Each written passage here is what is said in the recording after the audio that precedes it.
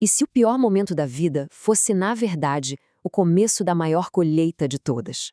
Parece algo que não faz sentido, né? Mas é exatamente isso que a gente vai analisar hoje, mergulhando na história de Isaac. Vamos descobrir como é possível transformar a mais dura escassez em uma abundância que desafia toda a lógica. Olha, esse versículo aqui é o nosso ponto de partida. Vamos pensar um pouco no cenário? Uma fome devastadora, terra seca, sem nenhuma esperança.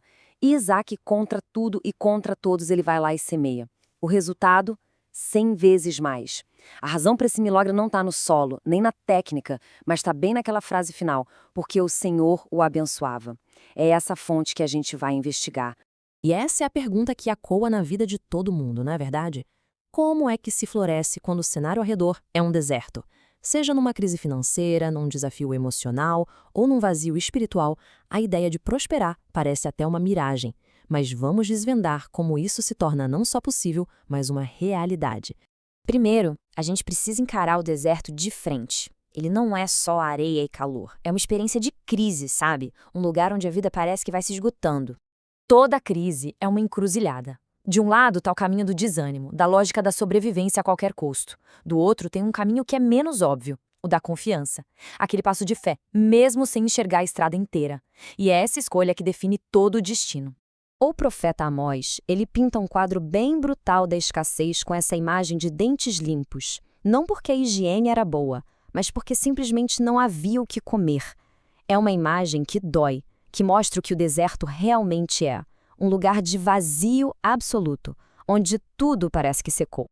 E aqui está o ponto de virada. O deserto não precisa ser o fim. Ele pode ser um processo. A perspectiva muda tudo. Ele não é um castigo, mas uma forja. É o lugar onde a dependência de Deus deixa de ser uma teoria para se tornar a única realidade que sustenta a gente. E é exatamente nesse cenário de deserto que a fé de Isaac é testada no limite, com uma ordem que, olha, desafia qualquer bom senso. E aqui a história chega num ponto crítico. De um lado, a razão, a lógica, o instinto de sobrevivência gritando, corra para o Egito!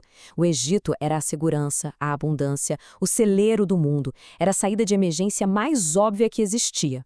Do outro lado, a voz de Deus sussurrando o impensável. Fique, permaneça na terra da fome. A tensão é quase insuportável. Isso redefine o que é obediência.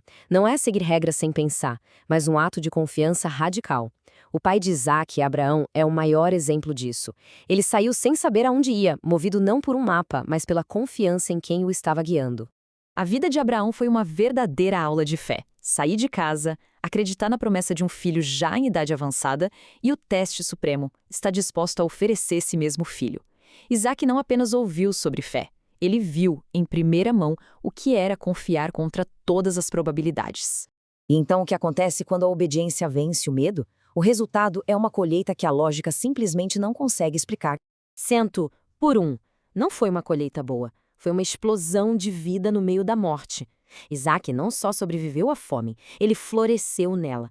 Cada semente que ele lançou naquela terra seca retornou multiplicada por 100.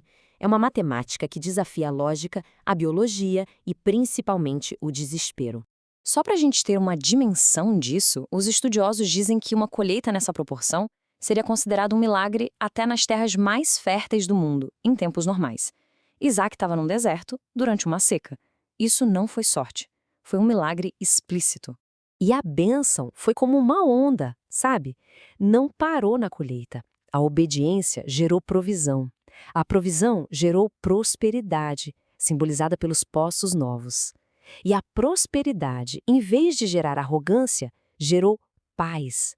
Uma paz tão evidente que até os inimigos dele foram forçados a admitir: Deus está com esse homem. E esse detalhe sobre o caráter de Isaac é fundamental. Quando a inveja dos outros fez com que ele perdesse os poços, ele poderia ter lutado, mas ele escolheu a paz em vez da briga. Ele simplesmente seguiu em frente e cavou de novo, provando que valorizava mais a presença de Deus do que a posse da terra. Isso nos leva ao coração de tudo isso. Afinal, de onde veio essa prosperidade toda? Das mãos de Isaac ou de uma fonte muito mais profunda? A resposta está aqui, na fidelidade de Deus. A convicção em um Deus que não é pego de surpresa por crises. Um Deus cujo plano é perfeito e cujo poder é inabalável. Confiar nele é acreditar que, mesmo no caos, a sua vontade soberana está em ação. E essa é a grande conclusão. A bênção não foi um prêmio pelo trabalho duro de Isaac, mas foi um fruto da fidelidade de Deus às suas promessas. Isaac, com sua obediência, apenas se posicionou debaixo do céu aberto, pronto para receber o que Deus já queria entregar. Então, como é que essa história de milênios atrás ressoa hoje em dia? 3 lições saltam aos olhos. Primeira, quando o medo gritar, a confiança na soberania de Deus precisa sussurrar mais alto. Segunda, a coragem de permanecer onde Deus nos plantou, mesmo quando a lógica sugere fugir. E terceira, a sabedoria de escolher a paz em vez da razão, abrindo mão de disputas por algo infinitamente maior. Fica então esta reflexão. E se a crise que estamos vivendo não for um ponto final, mas o exato lugar onde Deus está cavando poços de provisão que a gente ainda não consegue ver? A história de Isaac nos convida a enxergar nosso deserto não como uma sentença, mas como um campo de semeadura.